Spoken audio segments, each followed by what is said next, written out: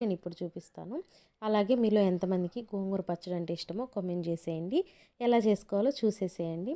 First అయితే గోంగూరని నీట్గా ఒలిచేసుకోవాలి. నాకైతే చాలా ఫ్రెష్గా ఉండేది దొరికిందనమాట, లేతగా ఉందన్నమాట. ఇంకా దాన్ని అయితే నీట్గా ఒలిచేసి వాష్ చేసి పక్కన పెట్టేసుకున్నాను, నీళ్ళు లేకుండా ఉంచుకోవడానికి. ఇంక ఇప్పుడైతే నేను ఒక కట్ట గండి పెట్టుకొని అందులో ఒక 2-3 స్పూన్లు ఆయిల్ అయితే యాడ్ చేసేసుకోవాలి.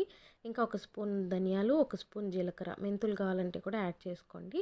ఇంకా మనం కట్ చేసుకున్నాం కదా పచ్చిమిర్చి, ఎండుమిర్చి, ఉల్లిపాయలు, వెల్లుల్లిపాయలు ఇవన్నీ వేసేసుకోవాలి. నేనైతే 2 రకాలు వాడుతున్నాను, ఎండుమిర్చి, పచ్చిమిర్చి. మీకు కావాలనుకుంటే ఒకే రకం కూడా యాడ్ చేసుకోవచ్చు. ఇంకా అవి కొంచెం ఫ్రై అయిన తర్వాత టమాటా ముక్కలు వేసేసి అందులో ఉప్పు, పసుపు వేసి వాటిని అయితే ఫ్రై చేసుకోవాలి. ఒక 5 మినిట్స్ అట్లా మూత పెట్టి వదిలేసారంటే ఈజీగా మగ్గిపోతాయి అన్నమాట టొమాటోలు అయితే.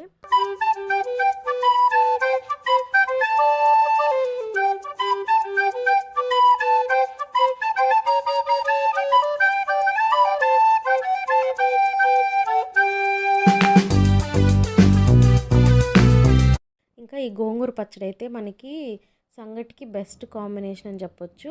గోంగూర పచ్చడితో పాటు మునక్కాయ తాలింపు ఉండిందంటే అదైతే చాలా మంచి కాంబినేషన్ అనమాట. నాకైతే చాలా బాగా నచ్చుతుంది. చూస్తున్నారు కదా టొమాటోలు అయితే మంచిగా మగ్గిపోయినాయి. ఇప్పుడైతే మనము కడిగి పెట్టుకున్నాం కదా గోంగూరని, దాన్ని అయితే వేసేసుకోవాలి. మీలో ఎంతమంది ఈ టైప్ చేస్తారో గోంగూర పచ్చడి అనేది అయితే నాకు కామెంట్ చేసేయండి.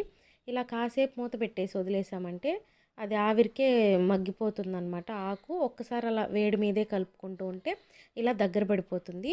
ఇప్పుడైతే కొంచెంసేపు మూత పెట్టేసుకొని మగ్గించుకోవాలి. ఇంకా ఒక 5 నిమిషాలు అలాగే సిమ్లో ఉంచేసి స్టవ్ ఆఫ్ చేసేసుకొని మీరు సట్టిలో వేసి ఎనుపుకున్నా పర్వాలేదు, మిక్సీలో పట్టుకున్నా పర్లేదు, కానీ ఎనుపుకుంటేనే బాగుంటుందన్నమాట. ఇంకా ఇలా అయితే మన గోంగూర పచ్చడి అయితే రెడీ అయిపోయింది. తప్పకుండా మీరు ట్రై చేయండి, ఎలా వచ్చిందో కామెంట్ చేయడం మర్చిపోవద్దు. మీరు ఎప్పుడైనా గోంగూర పచ్చడి చేసుకున్నారంటే ఒక్కసారి మునక్కాయ ఫ్రై చేసుకొని చూడండి.